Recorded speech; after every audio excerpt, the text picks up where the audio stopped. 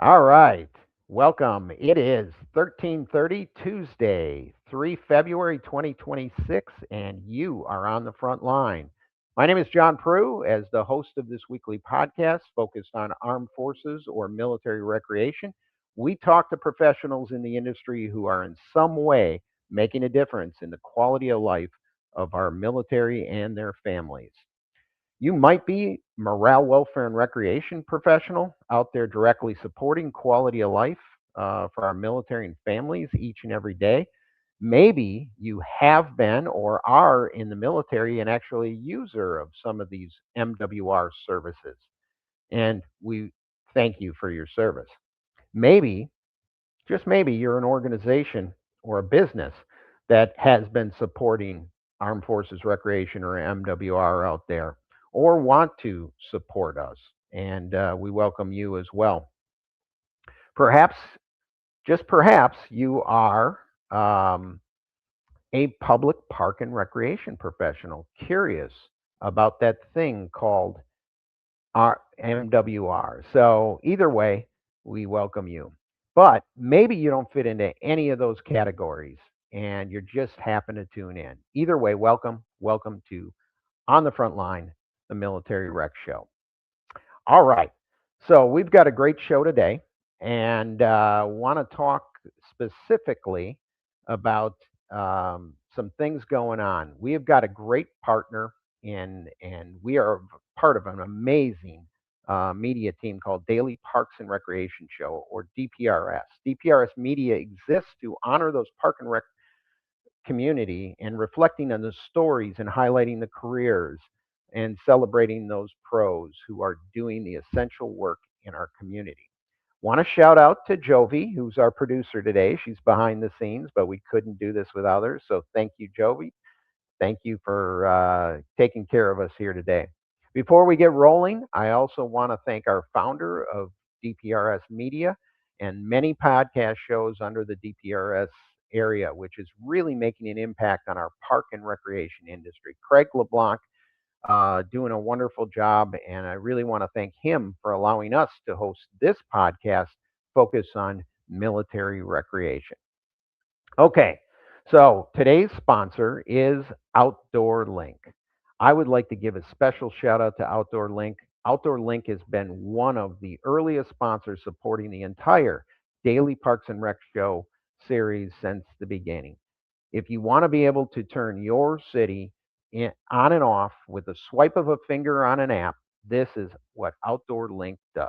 Outdoor Link builds smart cities, connecting your parks, park lights, splash pads, fountains, bathroom door locks, or anything powered by electricity on a simple app on your phone, on your iPad, on your desktop, or and can be controlled really anywhere 24/7, 365 days a year. So I would, if you want to learn more about outdoor link or to be a smart park, tune in to the Smart Park Future Show, brand new show, second and fourth Mondays at 1:30 Eastern Standard Time. Or just hit us up anytime on LinkedIn and we'll put you in touch with the fine folks from Outdoor Link. Okay, so with that, Jovi, why don't you play a couple of our promos and then we'll be back for the show, and we've got an exciting, exciting show today for you. In today's parks and recreation industry, communication, safety, and efficiency go hand in hand. That's where Outdoor Link comes in, delivering smart technology that empowers city departments and community planners to do more, smarter. Outdoor Link's platform connects and automates everything that keeps your parks running smoothly, from lighting and locks to signage, water features, Wi-Fi, and digital advertising. Control and schedule park lights for safety and energy savings. Remotely manage facility access. Update digital displays in real time. Coordinate fountains and splash pads. Provide public connectivity. And even run community or sponsorship campaigns on digital screens. All from one simple, unified platform, giving you real-time control, data, and cost efficiency. For parks and recreation agencies, that means safer spaces, smarter resource use, faster responses, and stronger community engagement. And behind every great park story is great infrastructure. That's why Outdoor Link proudly supports DPRS Media Company, helping the daily Parks and Rec show amplify the voices of professionals shaping our communities every day. Outdoor Link, smart, connected solutions for parks, recreation, and beyond. Are you a vendor, brand, or service provider ready to connect with the heartbeat of local communities? At DPRS Media Co., we tell the stories shaping parks and recreation across America. Through podcasts, live streams, videos, and newsletters, we reach frontline leaders, city directors, and decision makers every single week. From youth sports and facilities to programming and policy, our audience is your audience. Sponsoring or partnering with DPRS Media Co. puts your brand in front of the professionals who build, budget, and buy for their communities. Launching a new product, growing your presence in public spaces, targeting cities, counties, or departments, DPRS is your trusted media partner.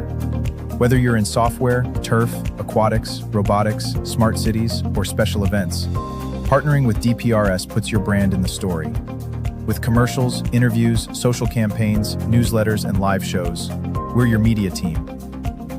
Partner with us and grow your impact in the $200 billion parks and rec industry. DPRS Media Co. Stories that move parks and rec forward. Your audience is here. Let's meet them.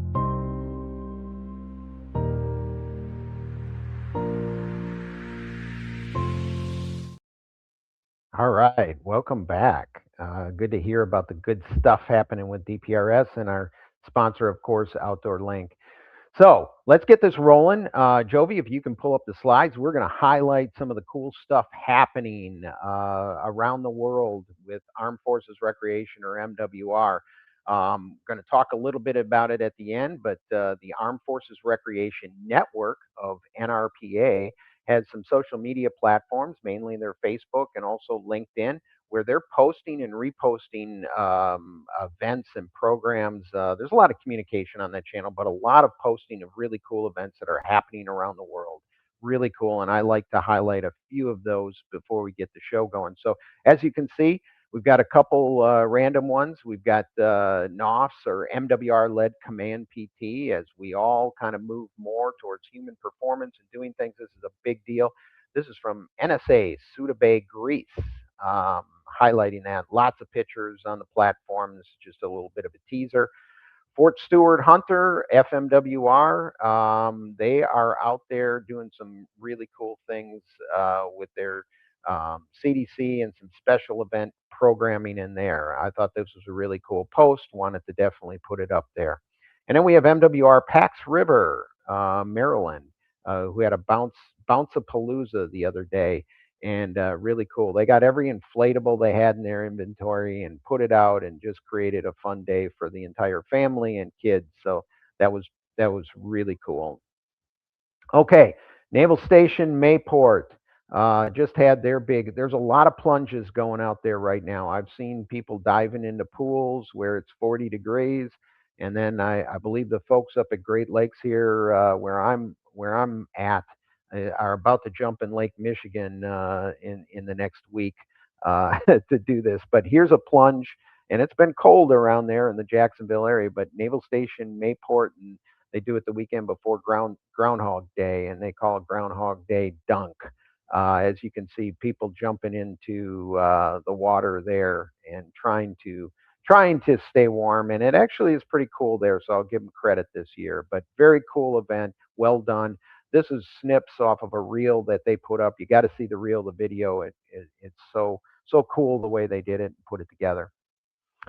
Here's a couple from Misawa Outdoor Recreation Center. They are doing some really, really cool stuff. And again, these little clips are from video that they put together on their post. But they have what's called the Cardboard Sled Stampede event.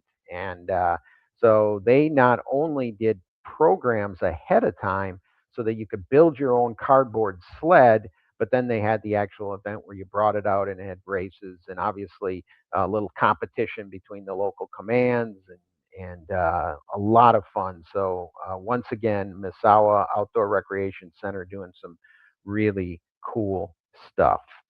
Um, Want to highlight today, our guests are from Fort Carson, and they were fortunate to have submit, first of all, be good stewards and be able to submit an employee who's doing great things under the 30 under 30 category from National Recreation Park Association.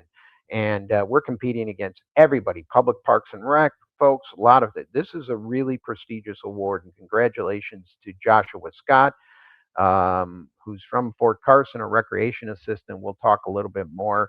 I talked about it last week's show, and I'm going to continue to promote him. He's going to be on this slide all month long because we're going to celebrate him. But that's a big deal, and congratulations to him and the entire Fort Carson team.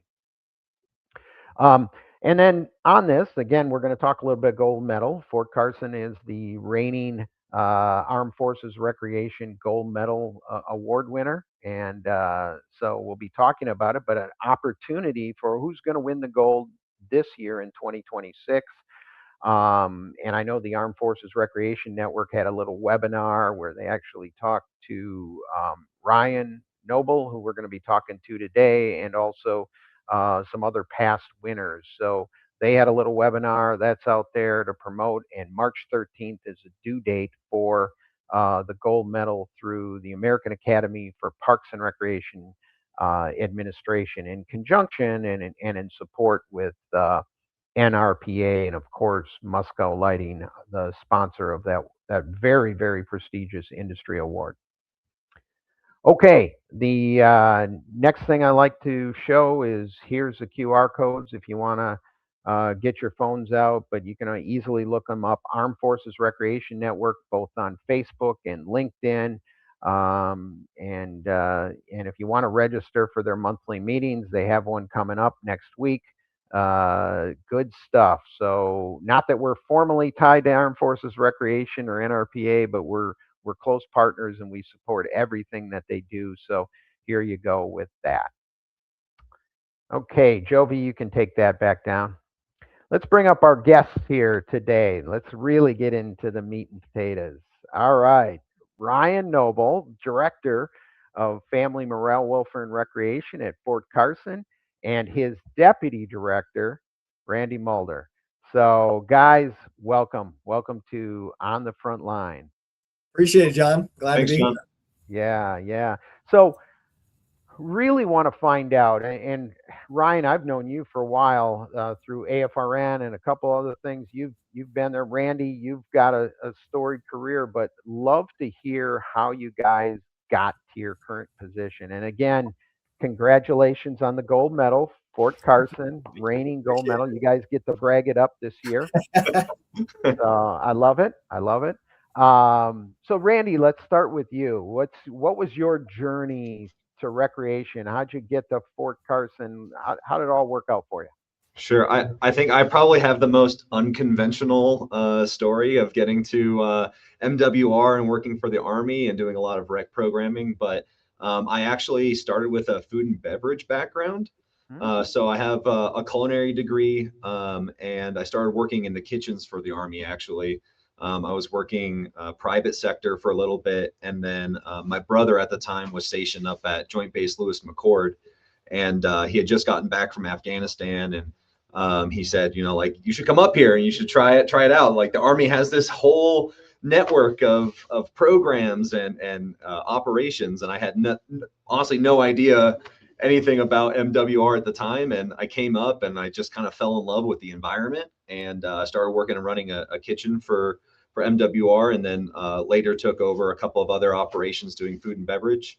And then just a really cool opportunity opened up for me at Fort Hamilton, where I became the business and recreation division chief. And that's really where I dove into a lot of the recreation background, doing some pools and bowling and fitness centers and outdoor recreation programming at just this little Army base at the south end of Brooklyn. So yeah, I was going to say that's out in Brooklyn. Yep, south end of Brooklyn. And then that's really where a lot of just fun partnership opportunities came in. And I kind of got my feet wet, and I had the opportunity to go over to the Pacific for a little bit in Hawaii and do a lot of business and recreation programming over there and helping out from more of a strategic regional level. And then I just got I lucked out falling into place, working under Ryan as his deputy, and we haven't looked back and just kind of keep chasing everything that we can. You know, that's really amazing because again, we just did a show with Mike Holtzman, who's a consultant in business, and we talked about food and beverage and everything else. And whether we're recreators by trade or come in from a culinary background, generally not the path that most of us have, we get involved with food and beverage. It's just natural. And I'm not talking just a concession stand or anything like that our colleagues in the parks and recreation or public parks and recreation sector. We deal with full-fledged restaurants, delivery programs, various other things. So you kind of have to learn the food and beverage on the other side. We also have this whole resort thing that Army kind of coordinates, the Armed Forces recreation resorts that are out there. Did you ever have kind of that thought about going in that direction, especially with your background? Yeah, so I actually got to dabble a little bit with it, with both Army lodging and the Armed Forces Recreation Center. I mean, being in Hawaii, I got to deal with the Halikoa every once in a while, and I got to deal with the Dragon Hill Lodge. And then it was just great being able to kind of just blend ideas because they do a lot of really great things with both their entertainment programs as well as their food and beverage programs that you can translate into even the smallest of MWR food and beverage program. And just like you said, I call it entertainment. And so essentially the two go together, programming and food and beverage go together. So you have to really just blend it. And that's where the fun programming piece comes in. Well, I call this podcast edutainment. So, because you can laugh at us, but maybe you learn a little bit, right? Yeah. All right. Thanks, Randy. Appreciate it. So, Ryan, tell me your story. I know pieces of it, but I don't think I know the whole thing. Sure, John. What was your journey? I guess recreation was always in my blood, right? I grew up in a very outdoorsy family. My dad was an executive director of Lake County Park District up in Cleveland, Ohio for 26 years. And so I think he always knew I was going to follow in his footsteps, but I always thought I was going to go away from his field. And so I wanted to be a firefighter initially and went to school for that, and realized very quickly after my first semester that I couldn't pass any of the fire science courses. So I switched my career to recreation in my first year at university. And I went the education route. So I went right into a master's program, was an outdoor recreation grad assistant at Southern Illinois University, where I got my master's. And then honestly, I was living with my sister in Knoxville, Tennessee, and I was running a climbing gym and an outdoor store and had no idea what I wanted to do with my life until one of my mentors still to this day, Randy Moore, who you know very well, called one of my college professors and said, "Hey, I need an outdoor rec guy to start this new Warrior Venture Quest program," which we're all familiar with at the height of global war on terrorism at Fort Knox. And so in 2009, I applied and became their outdoor rec programmer and started Fort Knox Adventure Programs from its inception. And from there, I always grab the bull by the horns. I never say no to a challenge or a training opportunity or professional development, which aided me in being mobile. And so I had a very young family that was willing to be mobile and follow my career, which is a blessing to my wife and kids. And so I was at Fort Knox for 5 years. Different from Randy, I was still in the rec field, but no business whatsoever. So I was taking soldiers skydiving and climbing and rafting and skiing all through the Eastern United States, and kind of just took an opportunity to switch gears and become a special event coordinator in Korea, and thought moving overseas and working in the Pacific would be phenomenal for my family, getting the cultural aspect of what we do for Army recreation, and was over there for 3 years, and then moved up to a division chief while I was there, and then came back for personal reasons. Once you're overseas and away from grandparents and you have a baby, frustrations start to rise. You wanted to recharge the family batteries. And so we moved back to Fort Campbell, really close to family, And I was there for 5 years where I grew in sports, fitness, and aquatics, and more of an operations and data analytics mindset. And so I got the other side of the coin, if you will, on everything on a NAF support division mindset, and kind of saw the back end of a business and what MWR really was for soldiers because I saw the fun aspect, but I needed to know like how it worked and how it ran on the backside for us to be sustainable. Yeah. And I think after that, I told my wife I had this crazy idea to go to war college, and she was confused. Like, you're not a soldier. Why do you want to go to war college? And I applied and got accepted to Command General Staff Officer College. And so I left MWR for a year. I ported to the GS side, the appropriated side, and became a full-time student for 11 months.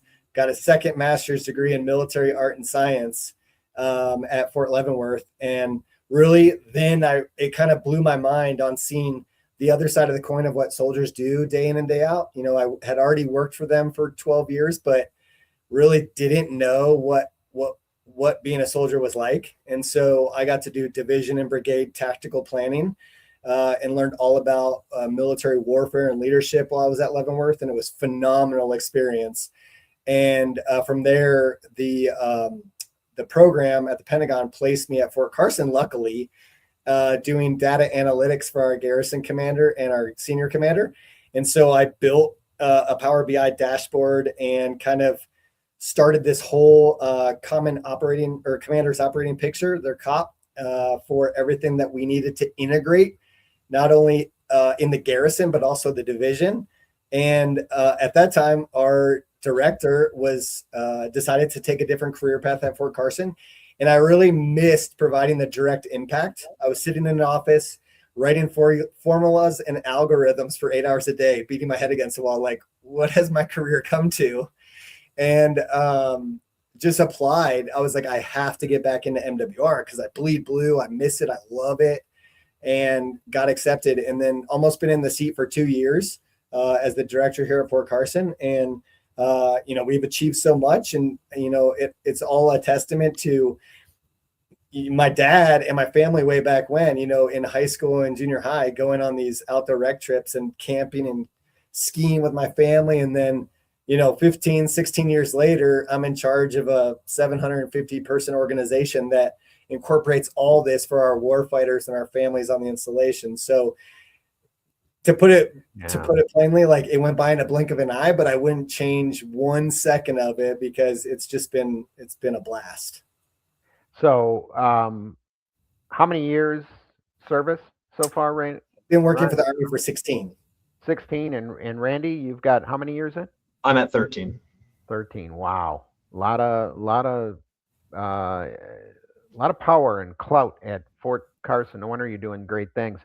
Now, Ryan, you caught my attention. I had no idea you went to the War College. That piece I didn't know. I knew you were kind of out of the mix there for a hot second, and then you showed back up at Fort Carson. So how did that program actually work? I mean, because this is well beyond quality of life. You went to the War College as a civilian. Yes. Did you have to pay for it? Did the Army pay for it? Was it a special program? How did that all work? It is a special program, but the Army paid for it. So what a lot of our military rec folks don't know is that you can apply for a slew of professional development opportunities. This one specifically is on it's called CEDM and EDM track. So it's Enterprise Talent Management or Senior Enterprise Talent Management. And so there's a wide array of programs that you can apply for. Right now, applications are open until mid-March for so many different opportunities. But this one specifically, I wanted to apply for the program because, I still see myself working for the Army for 25 years. And it sounds crazy, and Randy thinks I'm crazy for saying it, but I see so much and want to grow the organization from an enterprise perspective.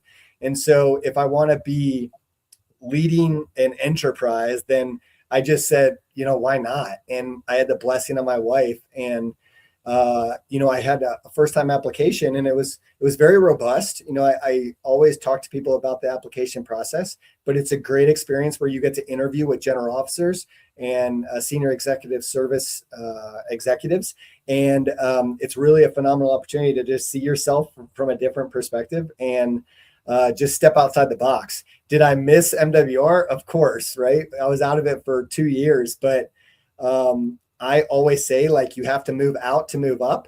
And I think it helped me land a director's role quicker because I had a very diverse experience and background. And then it just provided more well-rounded professional experience. Wow. Wow. I like that. We do have some leadership development programs in the Navy, not quite structured exactly like that, but very similar. And that's awesome that you took that track and that you're willing to stick out with for 25 years. You've got that commitment. Speaking to a guy who stuck it out for 39 and change. So not so hard to do, and it does go by like a flash for sure. Definitely. Okay, so you guys are the leaders of an organization and a team, and you'd be the first ones to admit it's a team to be leading the gold medal winning organization from 2025, which goes a long way. You happen to I know I did something on the academy for the gold medal, a little recognition video. You were telling me about this org day you were doing, and you were describing it. I'm like, oh, that's pretty cool. That's a great celebration. And we typically recognize from the academy if you're on the gold medal committee. We reach out to groups, especially the gold medal winners, but all the finalists to say, hey, we'll say thanks if you have something local after the fact. So I went ahead and did that, and then you showed me the recap video for this thing, and I was like, are you kidding me? How can I be on the Fort Carson team? You guys look like you're having a lot of fun. So with that, Jovi, can you play the org day video for everyone? Then they can understand what we're talking about. Welcome to the News Channel 4 update and introductions from your news team. Who's ready to have some fun?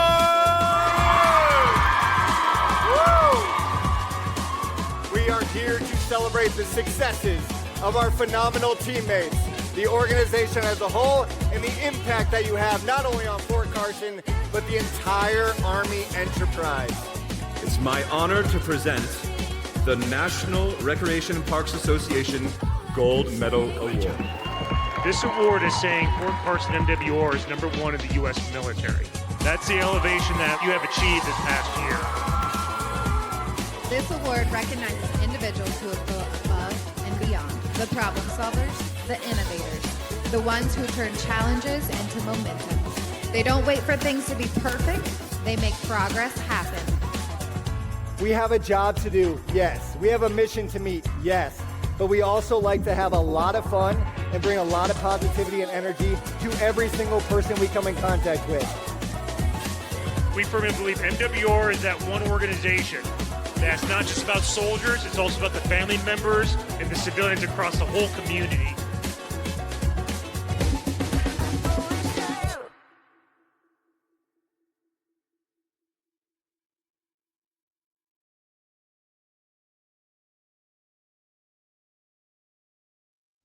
That is awesome, guys. That was a great video. Sharing that with my colleagues on the Gold Medal Committee, Gold Medal Award Committee, and the folks at the Academy. What a great, fun way to celebrate! And I love the costumes and the approach, the theme, so to speak. That was awesome. I decided I had to shave the mustache for this podcast, John. Yeah, I see I'm still that. taking the glue out of mine. Yeah. You were the cowboy hat. That was the cowboy hat, Yeah. completely unrecognizable. Nice. I love that Anchorman theme. I love That's right. love that. All right, so we are going to find out about your why on the gold medal. We're going to dig into the gold medal here, but I'm going to turn it back over to Jovi. We've got a quick promo, and then we're really going to get back into talking Fort Carson gold medal and lots of other stuff. We'll be right back. Before the game, before the lights, before the pressure, there's a moment most people never see. Welcome to The Athlete's Commute, a podcast distributed by DPRS Media Network, co-produced by Her Sports, and hosted by Jordan Ziff. Each episode, Jordan gets behind the wheel, driving athletes to practice, to training, to game day, while getting to know who they really are beyond the jersey.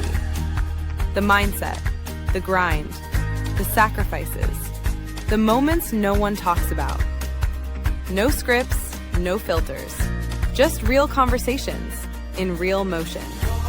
Because every athlete has a journey, and every journey deserves to be heard. This is The Athlete's Commute. Buckle up. On the Daily Parks and Rec Show, we bring you the real stories of tomorrow's professionals, people shaping the future, one idea at a time. Meet the very first DPRS interns to officially host their own segment, Aidan Tierney and Michael Morrow. With curiosity, passion, and a fresh perspective, they're stepping into the spotlight to lead meaningful conversations with today's rising leaders. The Young Professionals Network takes you inside the journeys, challenges, and major wins of young individuals making their mark across industries.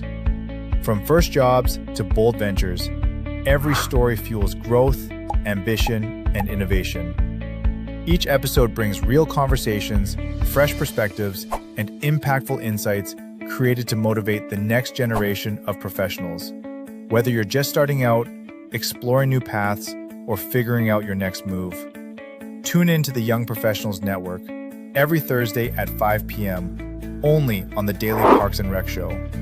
Don't miss it, because your next big idea might be one story away.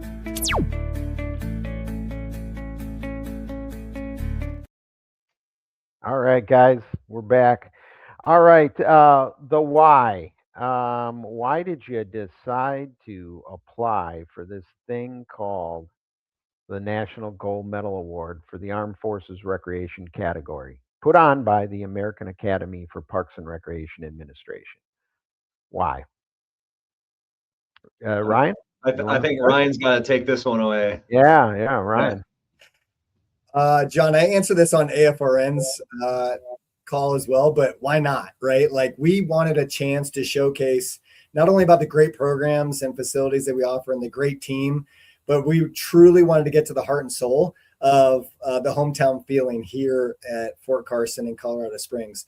We have a robust community where we partner with about 11 external agencies. And so we wanted to showcase that not only in our application, in our video, but really a lot of people still don't understand what we do behind the gates, right? You could hear about it at every NRPA conference you go to, or every private sector staffer or executive you meet with.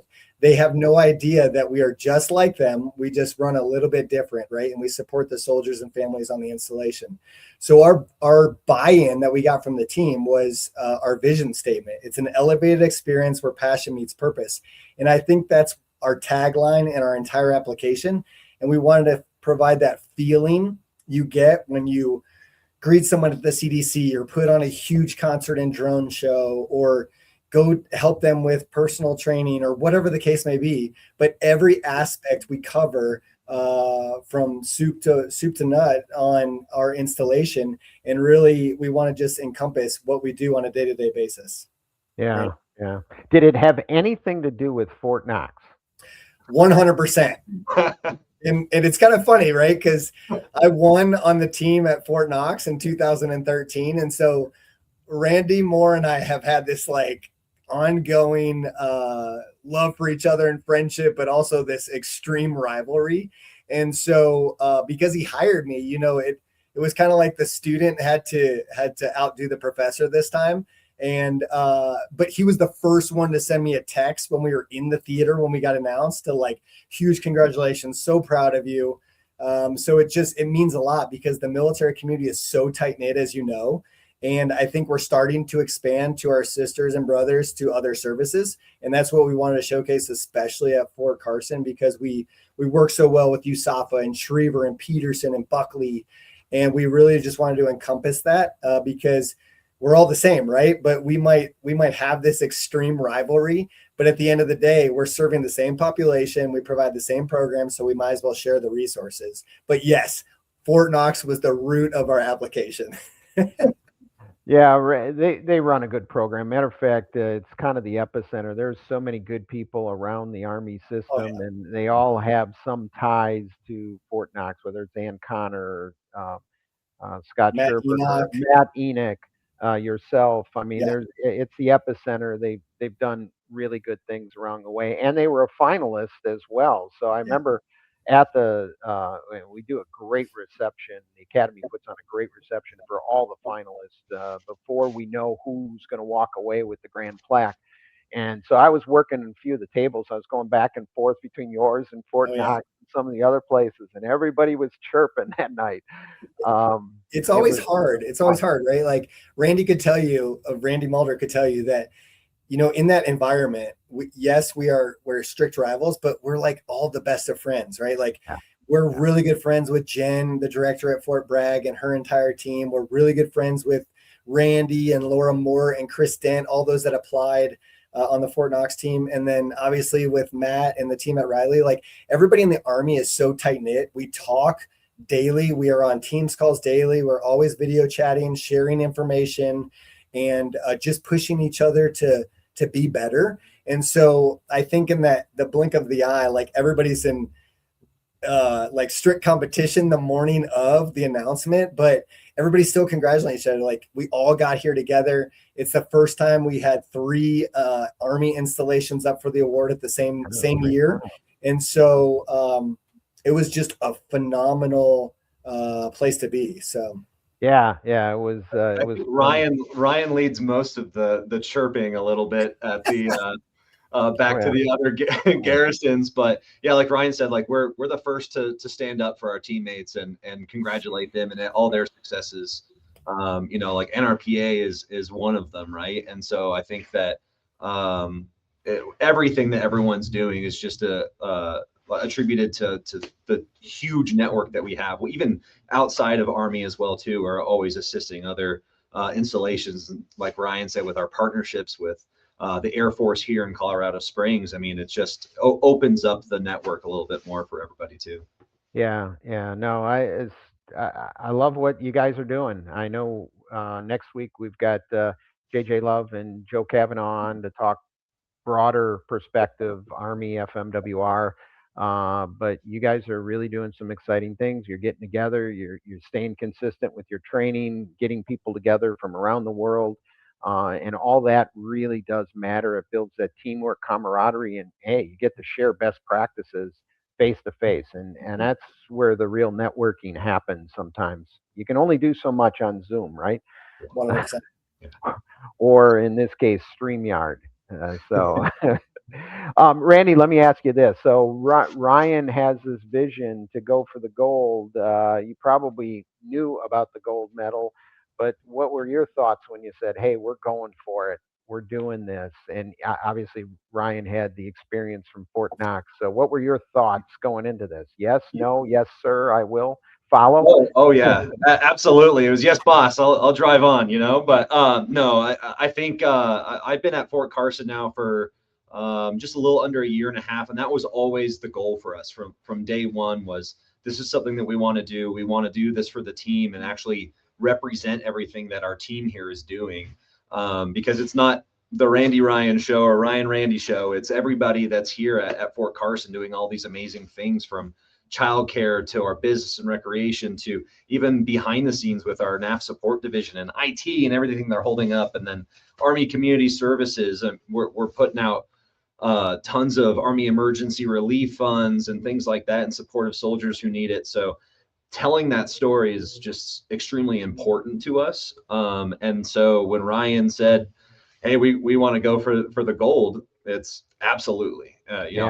how do we make it happen? And we, do a strategic mapping of how do we want to do this. We're looking at past information and trends of where we've grown from last time that Fort Carson submitted for the gold medal, and taking on some of the successes from then and what we've done in the last at the time, probably the last half year for me and year and a half for Ryan.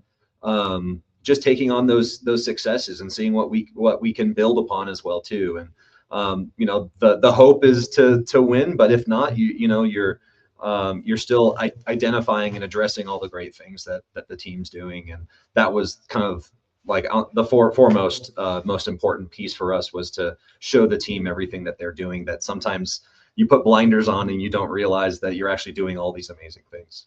Yeah, Yeah. that's one of the good parts about putting this package together, because you do get to work with your team and you get to sit back and reflect and go, holy cripes, we are doing some good stuff. So sorry, I might have cut you off, Ryan.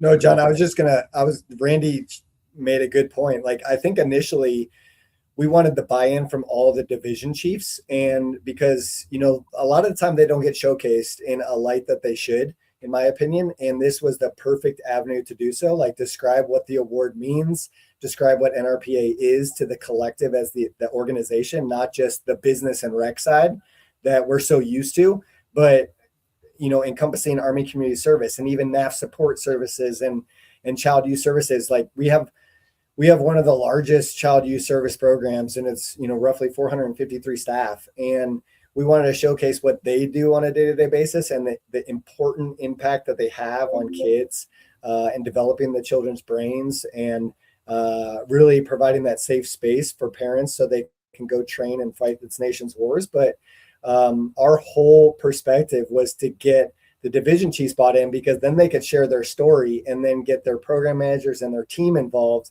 on why they should be excited to win this thing, and or even apply for it. And like, it was just a different approach that we took at Knox from years past. And I think the gold medal has evolved, right? So recreation, Parks and Rec has evolved, technology has evolved, programs have evolved, but what we tried to encompass this year was a entirety of a team application, because we thought we are way more diverse and impactful than just from a business and recreation silo, if you will. So I think that's what really helped us sell it to the team and get excited about it, was showcase what you do, because you guys are doing phenomenal things. And again, like to Randy's point, we wanted everybody to feel valued and appreciated in this application. It wasn't just driven from Randy and Ryan. Oh, that's interesting. So you guys had this vision, you went forward, you got team buy-in. Easy process. Was there any challenges along the way before you hit submit on that application? Go ahead, Randy. Yeah, I think the hardest part for us is there's a lot of data that you have to pull in. That when you're initially, I had submitted for another installation previously, but recircling back onto all of the data that you have to put in, and you have to work with not just MWR, we're working with all of our other external partners on the installation as well too, to get proper information of square footage of areas and how much trail space we have. Like, getting all of that is a heavy lift. And so again, it's not just MWR, we're also representing Fort Carson as a whole too, and everything that we have to represent. But that was very difficult. And then actually, once you get the quick turnaround that says that you're a finalist, and doing that video was fun for us. It was a challenge for us. And we really challenged the team and kind of pushed the envelope, and everything that we wanted to see in the video that represented Fort Carson. We got our senior commander to speak on behalf of Fort Carson in it, which was, at any time trying to lock down your senior commander for anything is difficult. But just the support that we have here at Fort Carson is you can't compare it. It's amazing. Yeah, that's awesome. That's awesome. Are you guys considering or moving forward with Capra at all? We are. Okay. We've already talked about it a little bit with the team. We have a new division chief come in for business and rec at the mid February, and so we'll get him fully spun up. But I am very knowledgeable with that process. We started it at Campbell. I worked on it at Knox. So yes, are definitely interested, and we'll be spinning up very soon on getting Capra accredited. Yeah, just seeing what you're doing, how you're doing it, and being familiar with the Capra standards, which have been, I don't want to say shrunk, narrowed down, I guess, less of them, but still has a lot of the same thing. Sure. I think you guys could check the box on a lot of them before you even get going, be, because of what you're doing. So awesome, awesome. So what's next for Fort Carson? You're doing a bunch of cool stuff. I see the programs floating on our social media for Armed Forces Recreation. We were talking the other day about, was it WhoFest, your holiday program? That was pretty crazy and awesome, but you got around it. Uh, Tell me about that, and also some of the other programs you have coming up here in 2026. How are you going to conquer the world? So Randy, I think, or Ryan? Ryan, go ahead. Randy, I'll start it and then you could chime in. John, so we have taken this recreation delivery system process approach. And so we have a new team that we created based off a bunch of, not facility managers, but anybody that wants to be involved with planning process. And they are on orders 25% of their time. And so they come together every 2 weeks to plan these lavish, fun programs for the community. And so our whole mindset is revenue generation, but also it has to have some type of positive outcomes for the community, morale-based, family unity, leadership development, whatever the case may be. We have a ridiculously strong special events coordinator that comes with a ton of energy, way more than Randy and I have. And so she leads the charge with all of these cool things you see, like the Anchorman was all her. Anchorman theme was all her. So we're challenging her for the next quarter to see what she's going to plan for us. WhoFest was her. Obviously, we have a really large 250th celebration coming up on July 3rd.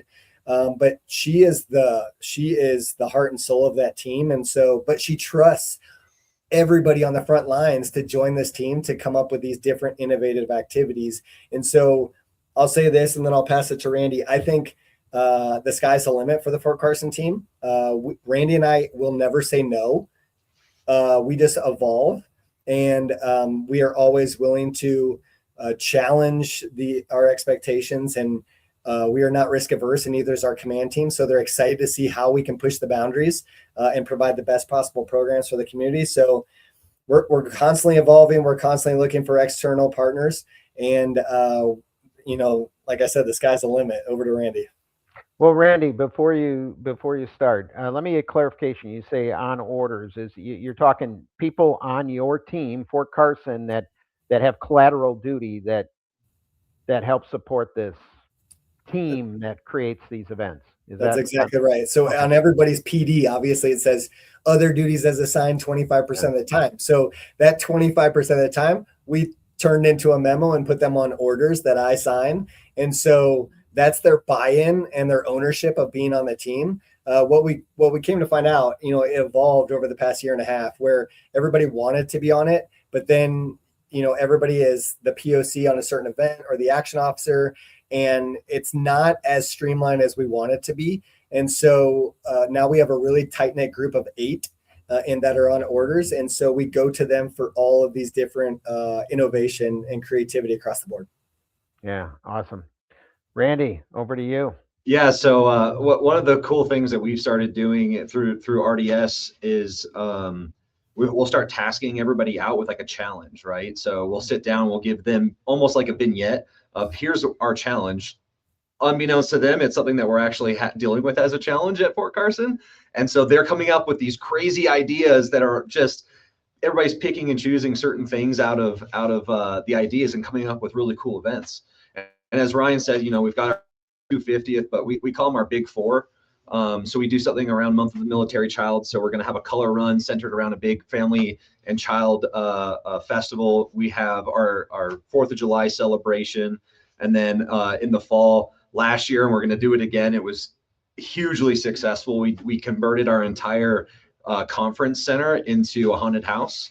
And I think we had close to, what was it, Ryan, 8,000 come through for just getting scared. And we thought maybe 500, but everyone likes to get scared. And so we're going to do it bigger and better this year because we didn't realize that all of the outside the gates, I mean, they're charging, like a family of 4 meal just to get scared. And so we said, let's do it for free. We're going to do it for our community. And it's something that we want to do. We got all kinds of military support and volunteers coming through, who like to scare people. And so it was just extremely fun. And then, of course, our holiday event, which we know that our special events coordinator is going to go above and beyond again. I think we tapped out our entire power source for Christmas lights last year, so we're going to have to figure that out. But yeah, on top of that, we just want to grow all of our programs and innovate. We think that that's probably one of our bigger challenges is how do we integrate with the crazy changing technology that's happening. AI seems to be taking over everything. And how do we leverage some of our resources to be able to adapt? So some cool things down the line for us is we're looking at adapting to, underground golf bays that are heated so that people can golf year round when it's freezing temperatures like it is right now in Colorado, and upgrading our bowling capabilities so that's more of like that entertainment center for all of our families, because that's just the way that everything's going. I already thought Northcom had underground golf bays. They probably do. We just don't know about it. Yeah. That's awesome. That's awesome, guys. And you're doing well on sponsorship. I saw you had some significant sponsorship related to WhoFest and some other things. So those are all great outside partnerships where local businesses are interested in the military and their families as consumers, and it ends up being a win-win situation. So you guys are doing awesome on that side as well. So let's pivot a little bit. We're going to talk about National Recreation Park Association, because I know you guys are involved with the AFRN network and everything. But first of all, as we kind of teased at the beginning of the show, Joshua Scott, 30 under 30. So tell me about what your thought process was. Did he come to you? Did you guys seek him out? How did the nomination happen? And obviously, we're going to continue to celebrate him for a while because that's a huge honor. Oh yeah, he is by far a rock star in our outdoor rec program. Obviously, Carson is notorious for our outdoor rec program. It has been for decades. We have our own guide service with mountain biking, skiing, and rafting. And then obviously we do every other type of outdoor activity you can imagine. So Josh is actually one of our guides and works in our retail shop. So he's a man behind the scenes, right? He is the most passionate, positive guy I've ever met in my career. And is always willing to go the extra mile and never ask for anything in return. Never wants to be recognized, never wants to be rewarded. He grinds daily and just loves life and loves teaching soldiers from his past active duty time. Loves teaching soldiers what it is to do, any type of adventure activity and be safe in doing so. And so it was actually our outdoor rec manager, Erin Patrick, that nominated him. She brought the idea to our branch chief and ourselves, and we were like, absolutely. So she was the one that nominated him. He had no idea he was being nominated. And it was I couldn't think of a better person to be selected for this honor.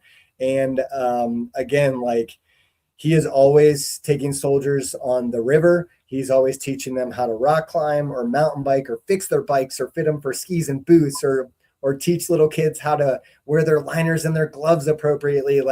He is who we want to be the face of our outdoor rec program.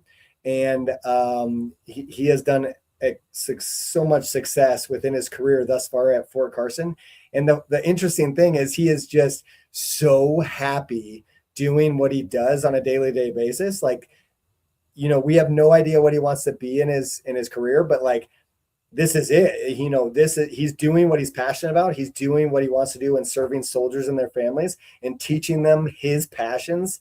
And so we're just honored that he was selected, and we are definitely going to recognize him forever because it's a huge accomplishment. And we already sent a note up to our senior executive service, Miss McCullough. And so she's going to be recognizing him as well. So we're just honored to have him on our team. Yeah, I think one of the cool things too, John, is and Ryan will never say it, is he's very similar as we discussed earlier to Ryan's initial career path too. So it's really cool to be able to kind of reflect back on someone like where Ryan used to be and know that person can be in the future a Ryan Noble. So I think that that's really cool. No one wants to be that. Yeah, I think it's cool. He's former active duty, so he gives a perspective. We've all served, as a civilian in this era, and you learn and you're part of the team. But when you come from actually being active duty, you give another perspective. You've got street cred with our customers, so to speak. So that's awesome. I will say, we've had a couple people, and we really made a push through Armed Forces Recreation Network over the last couple of years, really pushed out, hey, 30 under 30, we got to have somebody in Armed Forces Recreation. We're doing too many cool things. But we've had 3 winners we had 2 in 1 year, I think over the last 3 years. All of them left DOD shortly thereafter, which is good. Good career move. I'm just saying, watch out, or do what you need to do to keep Josh there. We'll make sure he never leaves. Yeah. We'll fight off the headhunters. Yeah. So let me ask you about NRPA, because a lot of people ask me, because I have ties to the board and I've been so active. But what are your thoughts on how NRPA and our membership, and thankfully our services buy these premier memberships that allow all of the bases to have, X amount of people at each base to be able to have a membership, not out of our pocket. They're covering those costs. But how does NRPA and all of the things they do benefit an MWR Pro? What would be your 2 cents? Randy, we'll start with you first. Yeah, I think that the biggest thing from my perspective is the networking perspective. Is you don't really get that chance, like you said, like through Teams or just phone calls, of really getting together at any point in time and kind of discussing best practices and what's working for you, discussing some of your issues that you're going through as an installation. And then really when you go to that conference as well too, you're seeing all of how the industry is changing, right? And then how you can integrate that into the rest of your installation, or talk about how other people were able to make something like I always talk about when I saw the mobile dog grooming parks and things like that at NRP, and I said, this is amazing. How do I get something like this? Because everybody loves dogs and everybody loves to do all these cool things, but it's really cool to see that everybody is thinking the exact same way, and being able to network and be able to kind of just spread the wealth of knowledge that's there through not even just the military networks, but also through private sector and the other government sectors as well too. Spread that knowledge, because we're all kind of the same. And like we even at NRPA last year, we're walking around and we were trying to find the El Paso County representatives, and now we're in full communication with them, and we're doing all kinds of really cool things, getting going on doing some cool programming with them that we never would have had that chance to do had we not been connected through NRPA. Yeah, and the Armed Forces Recreation Network. Yep. Awesome. Ryan, what are your thoughts? Yeah, I would totally agree with Randy. John, I've been coming to NRPA since I was 16 years old with my dad. And I can say it's a valuable networking experience. I mean, you still have the Lisa Paradises and the Ron Olsons. And so it's so interesting for me going back and seeing the same people that I saw 20 years ago or 30 years ago. Right. And I think it brings such a light to the Parks and Recreation world, because everybody frequents parks. I don't care who you are, what part of the world you're in, you're going to frequent some type of park, playground, rec center, YMCA, you name it, the list goes on and on and on. But people in their mind don't think like this is part of an enterprise or even an organization. And so I think, back to my original comment, I think we all touch the lives of so many, and we service the same population groups. And Randy hit the nail on the head. Like, we have a partnership now with El Paso because we met them at NRPA this past year. And it's just such a valuable thing for our team to go to see what Randy and I have experienced for so many years, but then to come back and then bring the ideas that people are doing in the private sector or public sector and bring it into government parks and rec on how we can incorporate or how we can build upon what other people are doing or modify it to meet the needs of our armed forces professionals. And so to my mind, it's super valuable. I know Randy and I want to be more involved with NRPA in the future. and like we have been with AFRN in the past, being on the board and the committee. But I think it's incredibly valuable. And I honestly don't think, in my perspective, enough people know about it that work for military parks and rec, or even MWR across the world. And, shame on us, because we should be sharing that information instead of we'll just say the same 5 going every single year. We should be bringing other people with us to then introduce them to other people. And what Randy and I have talked about for so long is trying to incorporate a really robust internship program that we used to do, and then just selling it at NRPA. Like, this is what the Armed Forces do. Like, you should look into this really robust internship program. Because, John, like, the people you talk to at NRPA, even when they congratulate us for winning this year, they're like, so what do you guys do? And we're like, we're the same as you. You just, we're behind a gate, right? On steroids. Yeah, exactly. Yeah. So I think it's just eye-opening for everybody, Yeah. From both aspects, to see like we're comparable. Yeah. No, I'm preaching to everybody I can. I've started my second 3-year term on the board of directors for NRPA, and I think I've shared experiences and kind of what we do and opened some eyes on some things, and I will continue to do that. But it is funny that Armed Forces Recreation Network, it really is the only organization that brings us together kind of at that mid-level. Everybody works on a steering group through OSD or something along the line, and not to say the services don't talk, but for the most part, we don't talk. And so Armed Forces Recreation Network really is that one entity that can bring us together. But you're spot on. Not enough people that probably have a membership or don't even know about it are utilizing all the benefits. And yeah, going to the conference is great, but there's a ton of other things, from webinars and various other things that are absolutely free that you can take advantage with your membership. So always like to talk to it. I know you guys are advocates, so wanted to bring that up. Okay, we're back up against it. We've got about a minute left or so. So quick question for both of you. The proudest moment in your MWR career. What's special to you? It could be a program, it could be customer interaction, it could be the gold medal, whatever. So Randy, I'm going to let you go first. Proudest moment within your MWR career. It could be making a pizza, going back to your food roots. Yeah, I think one of my proudest moments, and I always call it my 15 minutes claim to fame, was I was able to go onto the Food Show Network and competed while I was working at Joint Base Lewis McChord. And I competed on a show that allowed me to win some money, and I donated it to benefit soldiers, and that was like super helpful for me to be able to give back, and it just it validated my career a little bit, and my career choices. And I still love to do all the cooking. I don't do it as much as I want, but even right now, I'm kind of leading the charge and doing we're calling it a culinary boot camp at our youth center. So I'm teaching some of our middle school and high school teens basic culinary skills and things like that too. So it's something that never goes away from me as far as passion. But to be able to give back, I think that's probably my proudest moment. Randy, there's got to be video link. Send me the link to this. I want to see this. I will. It's really good. And Ryan, it's going to be hard to top that. What is your proudest moment? Like from a personal perspective, it was when our name was announced for the Gold Medal Award. Because my dad was a finalist, I think a total of 8 times, and never won. And so it was like, he passed away 5 years ago, and it was just like, Randy could tell you, like, we were overcome with emotion. I was sobbing like I've never cried before in my life. We were screaming, cheering.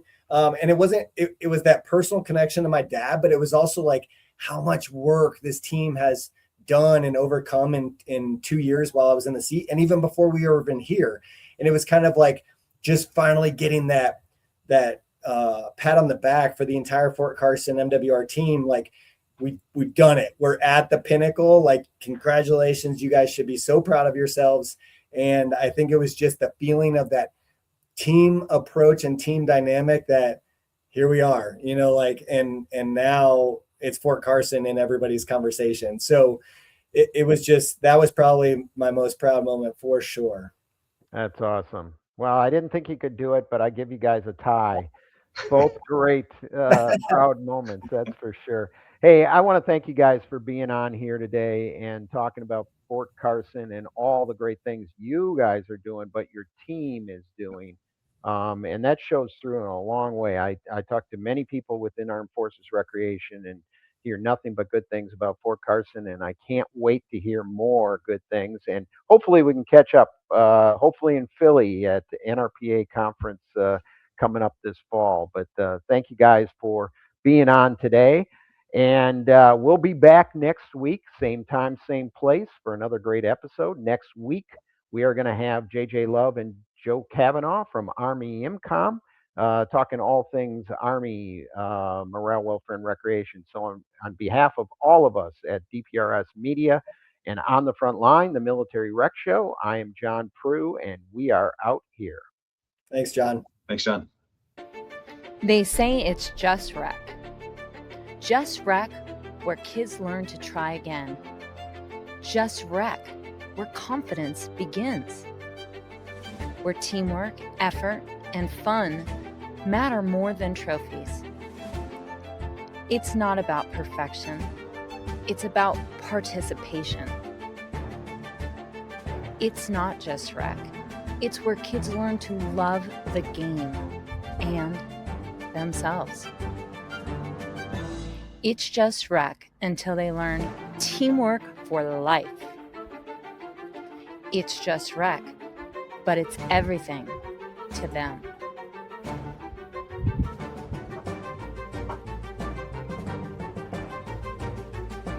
It's more than rec. It's a movement. It's just rec until you realize it's shaping the next generation. Together, we're not just running programs. We're building a culture of confidence, connection, and community. Join us.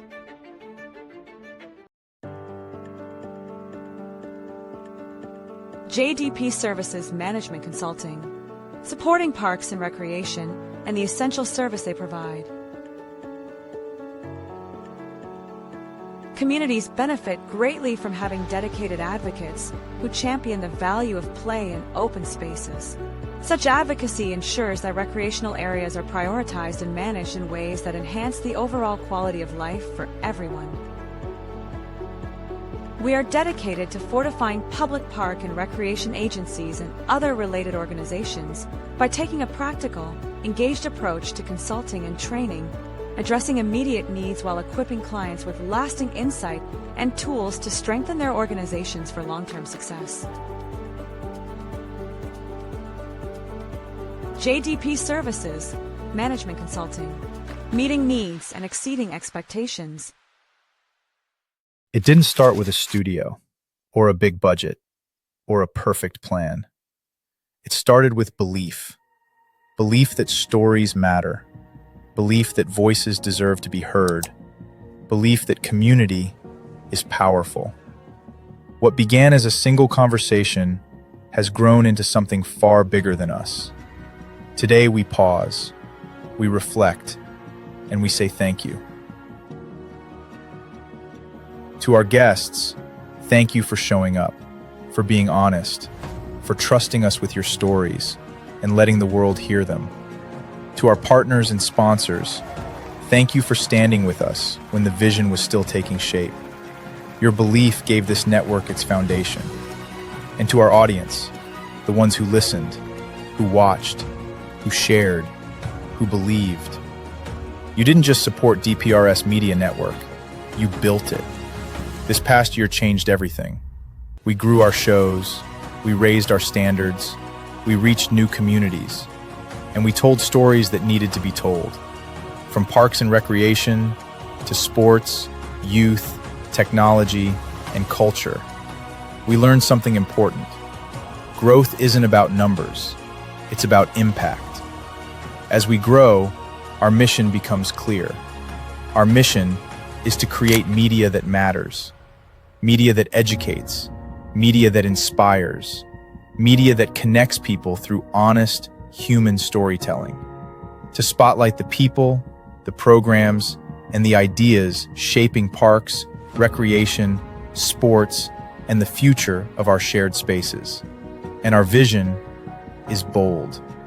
We envision a media network that doesn't just document the world, but helps shape it, where local voices spark global change, where communities see themselves reflected, and where media is a force for good. The future ahead is bigger than any single episode. More voices, more stories, more collaboration, live events, original films, deeper conversations, and a growing community united by purpose. From episode 1 to episode 400, thank you for believing when it was hard. Thank you for staying when it was uncertain. And thank you for walking this journey with us. This is DPRS Media Network, built by community, driven by purpose, powered by stories. And we're just getting started.